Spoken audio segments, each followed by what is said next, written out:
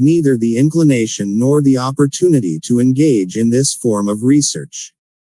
My labor began in 1908, as the result of an interview that I had with the late Andrew Carnegie. I frankly told Mr. Carnegie that I wished to enter law school and that I had conceived the idea of paying my way through school by interviewing successful men and women, finding out how they came by their success, and writing stories of my discoveries for magazines. At the end of our first visit, Mr. Carnegie asked whether or not I possessed enough courage to carry out a suggestion he wished to offer me. I replied that courage was about all I did have and that I was prepared to do my best to carry out any suggestion he cared to offer.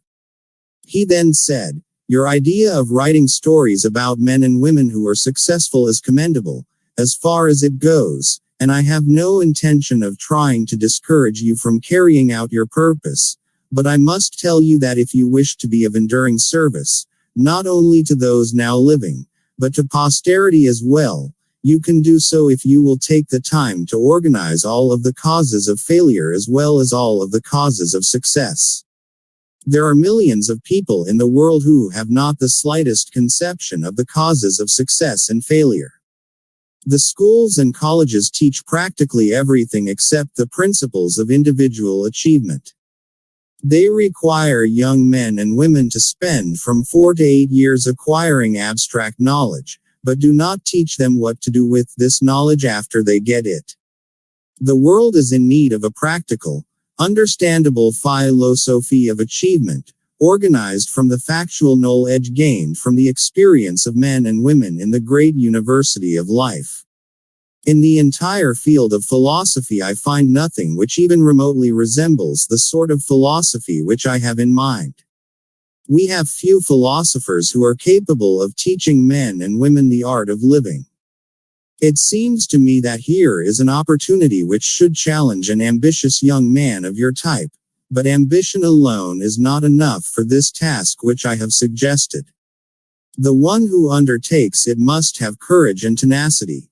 The job will require at least 20 years of continuous effort, during which the one who undertakes it will have to earn his living from some other source, because this sort of research is never profitable at the outset, and generally those who have contributed to civilization through work of this nature have had to wait 100 years or so after their own funerals to receive recognition for their labor. Note to readers: Sharon Lecter adds her comments in special sections like this. 20 years of labor with no pay and possibly no recognition. How would you respond to this offer? As he discusses below, Hill accepted Carnegie's challenge and, with a letter of introduction and own Carnegie, set about interviewing the giants of that time, including Theodore Roosevelt, Thomas Edison, John D. Rockefeller, Henry Ford, Alexander Graham Bell, King Gillette, founder of the Gillette Safety Razor Company, and many others. His effort ultimately culminated in the publication of several books, including the 8-volume Law of Success and Think and Grow Rich after more than 25 years of research. Think and Grow Rich is widely recognized as the seminal work in self-development, introducing essentially all the principles that continue to serve as the foundation for the teachings of the personal development gurus of today. As reflected in Lil's own description, the process of developing and publishing Think and Grow Rich was itself a study in the principles he revealed. It may be telling that the manuscript of Outwitting the Devil was written the year after Think and Grow Rich was published, since this work may reveal the frustration and revelation of Hill's other self, and how he conquered his frustrations and succeeded in using the very principles he described in Think and Grow Rich. Outwitting the Devil will reveal Hill's spiritual awakening and how each of us can learn from his encounter with the devil. If you undertake this job, you should interview not only the few who have succeeded, but the many who have failed. You should carefully analyze many thousands of people who have been classed as failures, and I mean by the term failures, men and women who come to the closing chapter of life disappointed because they did not attain the goal which they had set their hearts upon achieving. As inconsistent as it may seem, you will learn more about how to succeed from the failures than you will from the so-called successes. They will teach you what not to do. Along toward the end of your labor, if you carry it through successfully, you will make a discovery which may be a great surprise to you. You will discover that the cause of success is not something separate and apart from the man, that it is a force so intangible in nature that the majority of men never recognize it, a force which might be properly called the other self. Noteworthy is the fact that this other self seldom exerts its influence or makes itself known excepting at times of unusual emergency, when men are forced, through adversity and temporary defeat, to change their habits and to think their way out of difficulty. My experience has taught me that a man is never quite so near success as when that which he calls failure has overtaken him, for it is on occasions of this sort that he is forced to think. If he thinks accurately, and with persistence, he discovers that so-called failure usually is nothing more than a signal to rearm himself with a new plan or purpose. Most real failures are due to limitations which men set up in their own minds. If they had the courage to go one step further, they would discover their error. Most real failures are due to limitations which men set up in their own minds. A negative mindset and self-doubt can be the primary obstacle to success. With the current economic downturn, far too many people who have, all their life, done everything right are now, for the first time, facing severe economic adversity. The greatest barrier to their recovery is their own fear and self-doubt instilled by their recent experience. Have you allowed the current economic downturn to overtake you? Have self-doubt and self-sabotage held you back from reaching your dreams? Are you your own worst enemy? In Think and Grow Rich, Hill told the story of R.U. Darby, a gold prospector. Frustrated when a rich vein of gold apparently ran out, Darby sold his gold claim for a pittance to the town junkman. The junkman brought in the right expert advisors and found that Darby would have rediscovered the vein had he moved his digging by a mere 3 feet. Had Darby persevered, he would have made his fortune, but he gave up and abandoned his dreams when he was only 3 feet from gold. Rather than being crushed by his error, Darby learned from his experience and went on to build an insurance empire. Will you abandon your quest just before reaching great success, when you are only 3 feet from gold? You can read how many of today's icons persevered through difficult situations in the book 3 Feet from Gold. Begin life anew. Mr. Carnegie's speech reshaped my entire life and planted in my mind a burning purpose, which has driven me ceaselessly, and this despite the fact that I had but a vague idea as to what he meant by the term other self pound. During my labor of research into the causes of failure and success, I have had the privilege of analyzing more than 25,000 men and women who were rated as failures, and over 500 who were classed as successful. Many years ago I caught my first glimpse of that other self Mr. Carnegie had mentioned.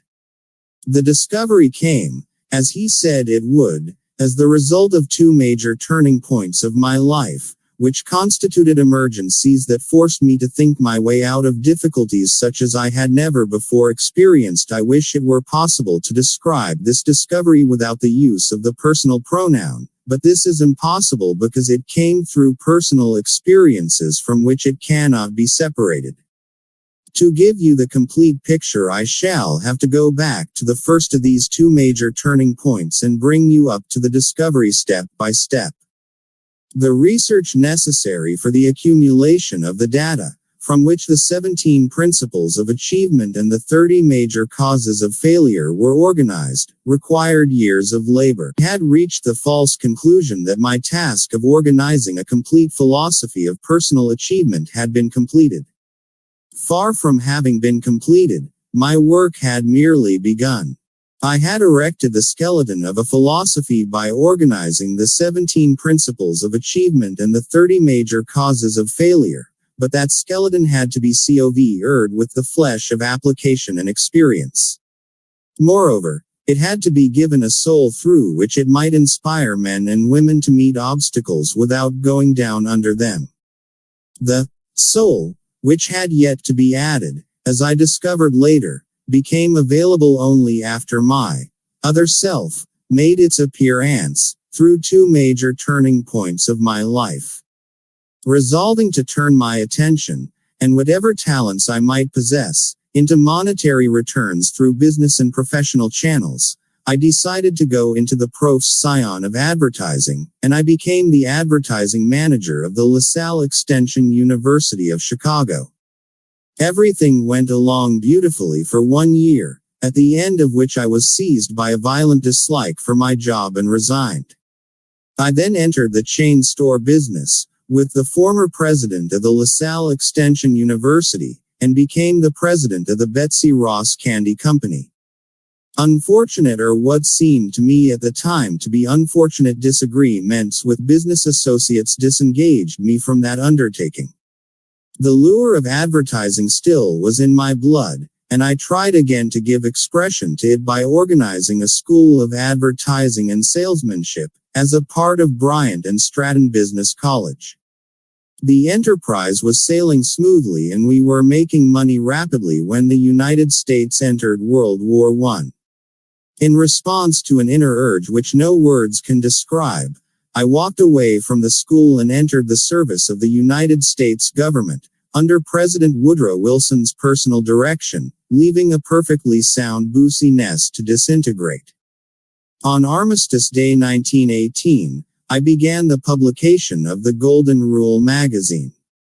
Despite the fact that I did not have a penny of capital, the magazine grew rapidly and soon gained a nationwide circulation of nearly 500,000, ending its first year's business with a profit of $3,156.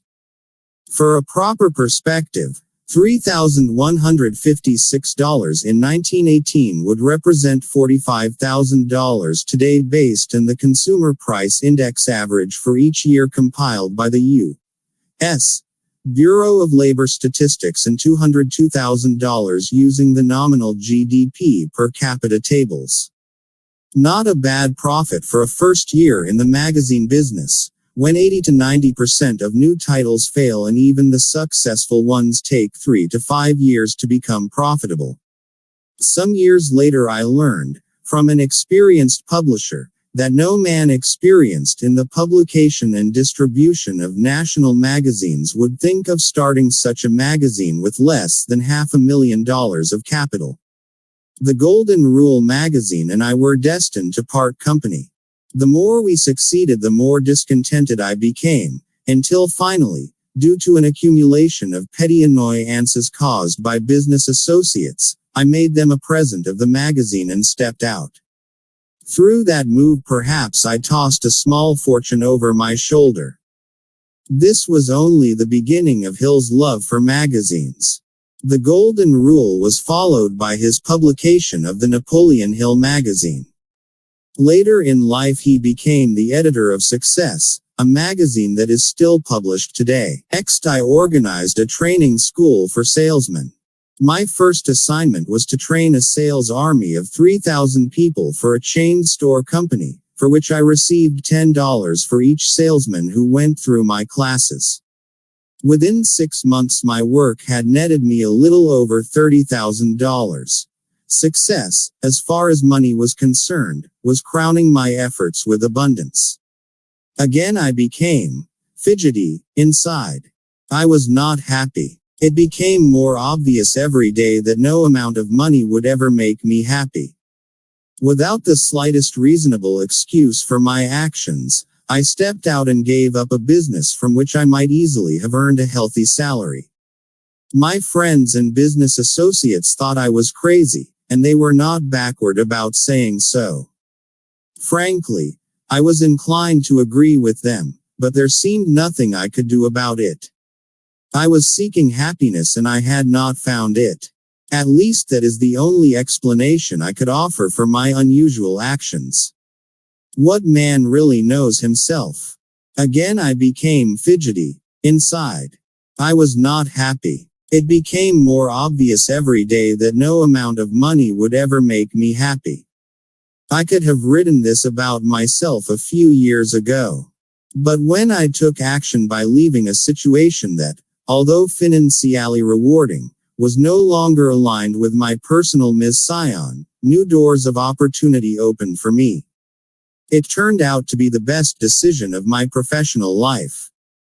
Can you think of a time in your life when you made a difficult decision, but knew it was the right one even when others questioned you? That was during the late fall of 1923. I found myself stranded in Columbus, Ohio, without funds, and worse still, without a plan by which to work my way out of my difficulty. It was the first time in my life that I had actually been stranded because of lack of funds. Many times previously I had found money to be rather shy, but never before had I failed to get what I needed for my personal conveniences. The experience stunned me. I seemed totally at sea as to what I could or should do. I thought of a dozen plans by which I might solve my problem, but dismissed them all as being either impractical or impossible of achievement. I felt like one who was lost in a jungle without a compass. Every attempt I made to work my way out brought me back to the original starting point. For nearly 2 months I suffered with the worst of all human ailments, indecision. I knew the 17 principles of personal achievement, but what I did not know was how to apply them. Without knowing it, I was facing one of those emergencies of life through which, Mr. Carnegie had told me, men sometimes discover their other selves. My distress was so great that it never occurred to me to sit down and analyze its cause and seek its cure. The worst of all human ailments, indecision. Have you ever felt paralyzed by indecision? This was the first major turning point in Napoleon Hill's life. His moving from job to job, seeking contentment and his own ideal professional life, sounds like many people today, people who are seeking contentment in their jobs and lives. Hill's predicament was, by his own admission, self-inflicted. However, he found himself in very much the same circumstances as someone today who has been negatively affected by the present economic situation. Hill took advantage of his temporary defeat, using it as a spur to force himself into thought and analysis to find his other self. If you have been dealt a blow by economic circumstances, you too can use it as a lever and motivation to find your other self. For a few minutes I was frightened. The experience was unlike any I had ever undergone before. I turned and walked rapidly until I reached home. As I approached the house, I saw my 3 little boys looking out of a window of our house at our neighbor's children, who were dressing a Christmas tree in the house next door. Then I recalled that it was Christmas Eve. Moreover, I recalled, with a feeling of deep distress such as I had never known before, that there would be no Christmas tree at our house. The look of disappointment on the faces of my children reminded me painfully of that fact. I went into the house, sat down at my typewriter, and began at once to reduce to writing the discoveries I had made concerning the causes of success and failure. As I placed the first sheet of paper in the typewriter, I was interrupted by that same strange feeling which had come over me out in the country a few hours before, and this thought flashed into my mind: your mission in life is to complete the world's first philosophy of individual achievement. You have been trying in vain to escape your task, each effort having brought you failure. You are seeking happiness. Learn this lesson, once and forever, that you will find happiness only by helping others to find it. You have been a stubborn student. You had to be cured of your stubbornness through disappointment. Within a few years from now, the whole world will start through an experience which will place millions of people in need of the philosophy which you have been directed to complete. Your big opportunity to find happiness by rendering useful service will have come. Go to work, and do not stop until you have completed and published the manuscripts which you have begun. I was conscious of having arrived, at last, at the end of life's rainbow, and I was happy. Doubt makes its appearance, the spell, if the experience may be so called, passed away. I began to write. Shortly thereafter my reason suggested to me that I was embarking upon a fool's mission. The idea of a man who was down and almost out presuming to write a philosophy of personal achievement seemed so ludicrous that I laughed hilariously, perhaps scornfully.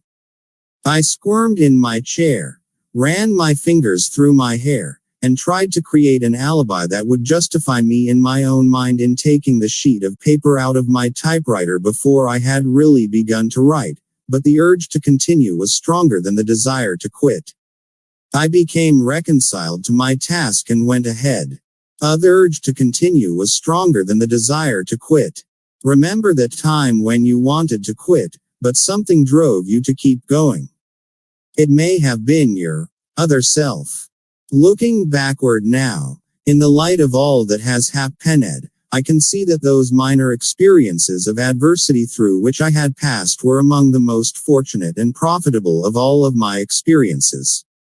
They were blessings in disguise because they forced me to continue a work which finally brought me an opportunity to make myself more useful to the world than I might have been had I succeeded in any previous plan or purpose. For almost 3 months I worked on those manuscripts, completing them during the early part of 1924. As soon as they had been completed, I felt myself again being lured by the desire to get back into the great American game of business. Succumbing to the lure, I purchased the Metropolitan Business College in Cleveland, Ohio, and began to lay plans for increasing its capacity. By the end of 1924 we had developed and expanded, by adding new courses, until we were doing a business nearly double the best previous record the school had ever known. One night I was booked to lecture in Canton, Ohio. Fate, or whatever it is that seems sometimes to shape the destiny of men, no matter how hard they may try to battle against it, again stepped into the picture and brought me face to face with a painful experience. In my Canton audience sat Don R. Mellett, publisher of the Canton Daily News. Mr. Mellett became so thoroughly interested in the philosophy of individual achievement on which I lectured that night that he invited me to come to see him the following day. That visit resulted in a partnership agreement which was to have taken place on the 1st of the following January when Mr. Mellett planned to resign as publisher of the Daily News, to take charge of the business and publishing of the philosophy on which I had been working.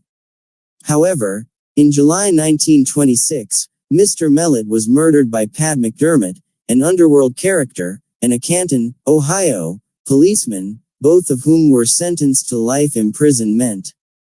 He was murdered because he was exposing in his newspaper a hookup between the bootleggers and certain members of the Canton police force. The crime was one of the most shocking that the Prohibition era produced. The July 1926 murder of crusading journalist Donald Ring Mellett, the editor of the Canton, Ohio, Daily News, was one of the most publicized crimes in the 1920s. In 1925 Mellett had discovered widespread corruption within the Canton police force and embarked on an anti-vice, anti-corruption editorial campaign, targeting, among others, the Canton police chief. Hill was reported to have asked Ohio's governor to initiate an investigation of the corruption, a detail not reflected in Hill's account. Local underworld figures and at least one Canton police officer hired Patrick McDermott, an ex-con from Pennsylvania, to silence Mellett. Mellett was gunned down outside his home. As the story goes, gunmen were also lying in wait for Hill, but a fortuitous automotive breakdown kept him out of their way. On July 17, the New York Times reported in an article titled, "More Death Threats Follow the Slaying of Canton Editor," that the citizens of Canton are terror-stricken by threats of further killings by the rulers of the gamblers, bootleggers and other criminals. As recounted by Hill, After hearing of Mellett's murder and receiving an anonymous warning to get out of town, he fled to West Virginia. In large part due to the work of a private detective hired by the Stark County prosecutor, McDermott, 2 local gangsters, and a former police detective were ultimately convicted of Mellett's murder. Chance saves my life. The morning after Mr. Mellett's death, I was called on the telephone and put on notice, by some unknown person, that I had 1 hour in which to get out of Canton. That I could go voluntarily within the hour, but if I waited longer I probably would go in a pine box. My business association with Mr. Mellett had apparently been misunderstood. His murderers evidently believed I was directly connected with the exposé he was making in his newspapers. I did not wait for the 1 hour time limit to expire, but immediately got into my automobile and drove down to the home of relatives in the mountains of West Virginia, where I remained until the murderers had been placed in jail.